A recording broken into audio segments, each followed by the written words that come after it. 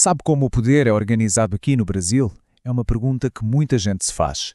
Hoje a gente vai quase que desmontar essa máquina complexa que é o Estado para entender a arquitetura por trás de tudo. E o ponto central é este. O sistema foi desenhado não para concentrar poder, mas sim para distribuir, para garantir o equilíbrio. Então, vamos juntos descobrir como essa engenharia toda funciona na prática. Pois é, essa citação aí, ela é basicamente a planta baixa de tudo. Ela mostra direitinho os três pilares, os vetores, como diz o texto, que são as forças que sustentam a nossa democracia. São eles o federalismo, a separação dos poderes e a supremacia da Constituição. E o objetivo disso tudo é um só, bem claro: evitar que o poder se concentre num lugar só. Uma ideia, aliás, que não é nova, né? Vem lá do Montesquieu. E aqui estão eles, bem claros, o tal do tripé democrático. Dá para pensar neles como, sei lá, a espinha dorsal de todo o sistema. O federalismo, o que ele faz, espalha o poder pelo território. A separação de poderes, divide as funções para ninguém fazer tudo sozinho. E a supremacia da Constituição, essa garante que ninguém, mas absolutamente ninguém mesmo, esteja acima da lei. Ok, vamos começar pelo primeiro poder, o executivo. Se a gente imaginar o Estado como uma máquina gigante, o executivo seria a sala de máquinas, sabe? É ali que a coisa acontece, que a política vira a ação de verdade e o país é, administrado no dia-a-dia.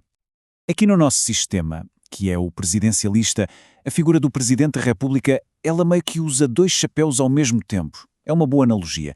Como chefe de Estado, ele é o rosto do Brasil lá fora, para o mundo. Já como chefe de governo, ele é o gestor aqui dentro, tocando a política do dia-a-dia. E claro, essa função dupla concentra uma responsabilidade imensa. Mas, claro, com tanto poder assim, precisa ter controle, né? É por isso que o sistema tem uns freios muito bem definidos. Quer ver? O Congresso pode investigar usando as CPIs. O Judiciário pode chegar e anular atos que considera ilegais. E em situações extremas, existem mecanismos como o impeachment, para garantir que ninguém, de novo, está acima da fiscalização. É a tal da responsabilidade, que é um pilar da democracia. Tudo bem, o executivo executa. Mas e as leis? De onde elas vêm? Quem cria? Bom, aí a gente entra no poder legislativo.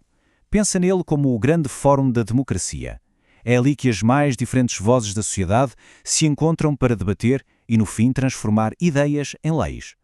O nosso Congresso Nacional, ele é o que a gente chama de bicameral. O que isso quer dizer? Que ele tem duas casas. De um lado, a Câmara dos Deputados, que representou o povo. Quanto mais gente no Estado, mais deputados. Do outro, o Senado Federal, que representa os estados e o Distrito Federal, com o mesmo número de senadores para todo mundo. Essa estrutura é genial, porque ela cria um equilíbrio, balanceia a vontade da maioria da população com os interesses de cada cantinho do país. E o trabalho do legislativo vai muito além de só criar lei, viu? Uma função importantíssima é atuar como uma espécie de cão de guarda do executivo. E o que isso significa na prática? Significa fiscalizar o que o governo está fazendo e, talvez o mais importante de tudo, controlar o dinheiro público. É o Congresso que aprova e monitora o orçamento do país. Beleza, vamos agora para o nosso terceiro poder, o judiciário. Tem uma descrição dele que eu acho muito boa: a voz silenciosa da Constituição. Ele não age por conta própria, mas é chamado a falar quando dá briga, quando surgem conflitos ou quando os outros poderes resolvem testar os limites. No fim, ele é o guardião final da nossa ordem jurídica. Olha só esse organograma. Ele dá uma ideia da complexidade do judiciário, né? É uma estrutura toda hierárquica e bem especializada. Tem justiça para tudo que é tema: trabalhista, eleitoral, militar. E lá no topo de tudo, quem a gente encontra? O Supremo Tribunal Federal, o STF, que é o guardião máximo da nossa Constituição. Então, a missão do judiciário se divide em três partes principais. Primeiro, resolver os conflitos que aparecem na sociedade, dando a palavra final. Segundo, garantir que nenhuma lei, nenhum ato do governo desrespeite a Constituição. E terceiro, que é fundamental, proteger os direitos e as garantias de cada cidadão. Ele é, de fato, a última linha de defesa do nosso Estado de Direito. Bom, até agora a gente viu cada poder separado na sua caixinha, certo?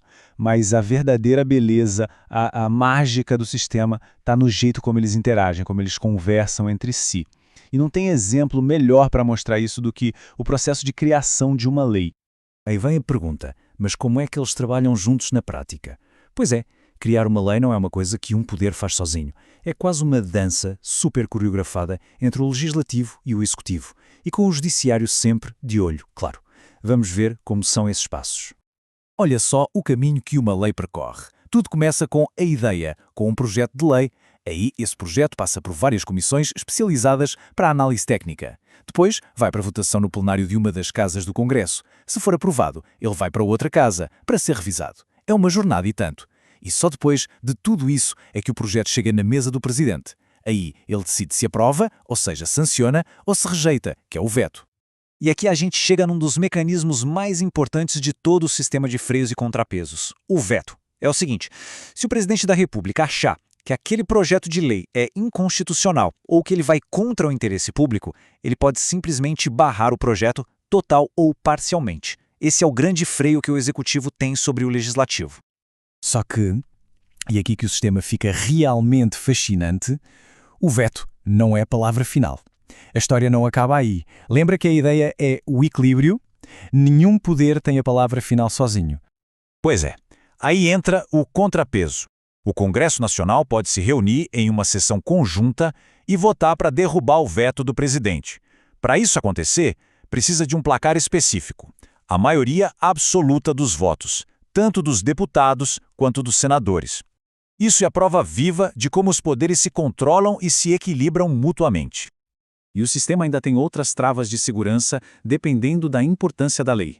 Para uma lei comum, do dia a dia, basta uma maioria simples, ou seja, mais votos sim do que não entre quem está presente na votação. Agora, para uma lei complementar que mexe com assuntos mais sérios, a exigência sobe. Precisa de maioria absoluta, que é o voto de mais da metade de todos os membros da casa. E para mexer na própria Constituição, aí a regra é muito mais rígida. 3/5, guarda esse número, é um número mágico para mudar a Constituição. A proposta precisa ser aprovada por 3/5 dos deputados e depois por 3/5 dos senadores. E não uma vez só, não. São 2 rodadas de votação em cada casa. Isso tudo faz com que a nossa lei mais importante seja bem estável, bem protegida de qualquer mudança feita no calor do momento. Então, depois de ver tudo isso, fica bem claro, né? Toda essa discussão, os vetos, as negociações, isso não é uma falha do sistema. Isso é o sistema funcionando como foi planejado. É uma arquitetura que foi desenhada para ter atrito mesmo, de propósito, para forçar que as decisões sejam mais pensadas, mais negociadas e, por consequência, mais legítimas. No fim das contas, o que a gente tem é uma engenharia constitucional bem complexa, mas com um propósito muito claro: garantir que o poder nunca, jamais se acumule nas mãos de uma pessoa ou de um grupo só. É de fato uma máquina construída para distribuir poder, e não para concentrar. E o objetivo final é proteger a democracia e os direitos de todo mundo. Toda essa arquitetura, como a gente viu, foi desenhada para buscar o equilíbrio. A grande questão que fica no ar é: será que esse projeto de poder, com todos os seus freios e contrapesos, ainda consegue responder com a agilidade necessária aos desafios tão complexos do mundo de hoje? Fica aí uma reflexão importante para a gente. A gente se encontra na próxima.